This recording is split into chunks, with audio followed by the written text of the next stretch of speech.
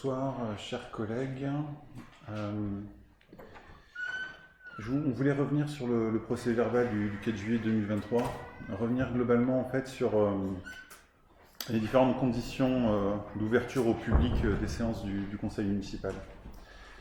Vous nous aviez assuré de la pérennité de la retransmission vidéo des conseils municipaux, et cette séance ne sera pas retransmise. On voulait savoir pourquoi. Plus globalement, on vous demande, Madame le maire, on l'a déjà rappelé dans cette assemblée, de veiller à garantir la transparence des débats du conseil municipal. Or, depuis le début du mandat, le procès verbal des séances ne retranscrit plus qu'une synthèse et pas l'intégralité des échanges. Les conditions d'accueil du public sont insuffisantes et inadaptées. On peut se demander, est-ce qu'on pourrait accueillir des centaines de personnes qui regardent une partie du conseil municipal sur YouTube ici? Ça me semble très compliqué. Je pense que le public n'est pas dans des conditions optimales pour suivre nos échanges et nos débats.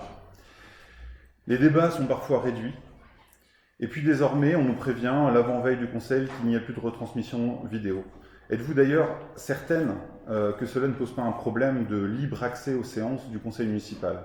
En tout cas, cela ne va pas dans le sens d'une plus grande implication de nos concitoyens dans la vie publique, et c'est regrettable. Alors, pour répondre à votre question, monsieur le conseil municipal, la retransmission du conseil municipal pendant la pandémie, eh bien, nous l'avons organisée, puisque le conseil municipal ne pouvait plus accueillir le public dans cette salle. Cela a été une obligation, vous le savez, afin de pouvoir garder le caractère public des séances. Alors même donc je me suis exprimée en 2021 pour la poursuite de la retransmission du conseil municipal, nous avons remarqué que peu de spectateurs sont connectés pour le conseil municipal. En particulier, afin de vous donner des faits objectifs, une analyse a été effectuée par le prestataire, puisqu'en fait, ce ne sont pas les services de la ville qui procédaient à l'enregistrement et à la retransmission. Donc l'analyse a été effectuée par le prestataire et les services de la commune. Alors malgré les efforts qui sont déployés, nous avons constaté un déclin significatif du nombre de spectateurs en direct, ainsi qu'une durée moyenne de visionnage très limitée et qui ne dépasse pas les 20 minutes. Ce qui correspond d'ailleurs à moins de 10% d'une séance du conseil municipal, alors que ces derniers durent plusieurs heures. Alors lorsque les vidéos en replay sont mises en ligne, nous observons que le nombre de vues ne dépasse pas les 200, avec toujours un temps de visionnage moyen de 20 minutes. Il est à noter aussi que certaines personnes regardent plusieurs fois les vidéos, ce qui, comme vous le savez, se comptabilise au nombre total de vues. Ces chiffres sont également en déclin au fur et à mesure de l'année.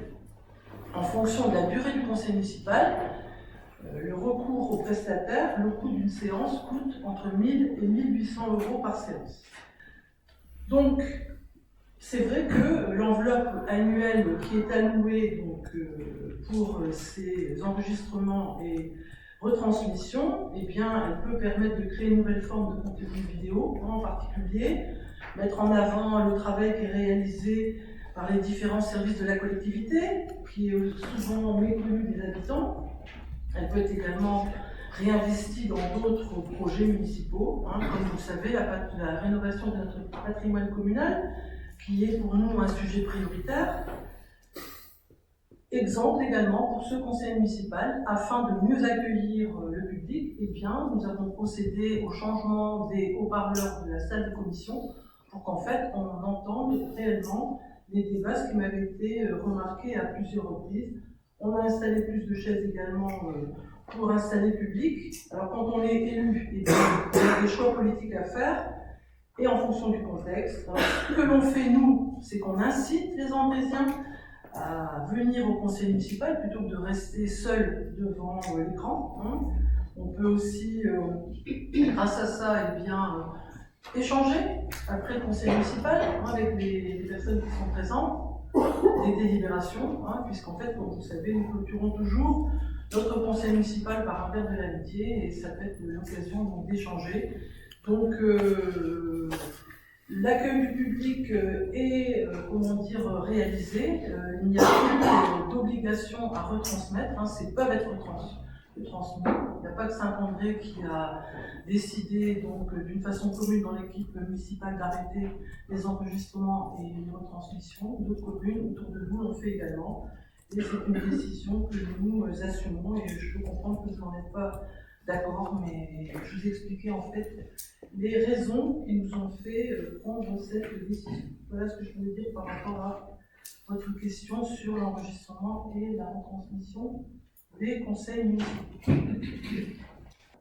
En fait, là, vous faites un aveu d'échec. Déjà, on peut avoir un avis un petit peu différent sur la situation. Plusieurs centaines de personnes qui regardent quelques instants le conseil municipal, c'est déjà ça, et ça ne sera plus possible désormais. Et donc, du coup, c'est des personnes qui ne pourront plus suivre nos séances et la vie démocratique de notre commune directement.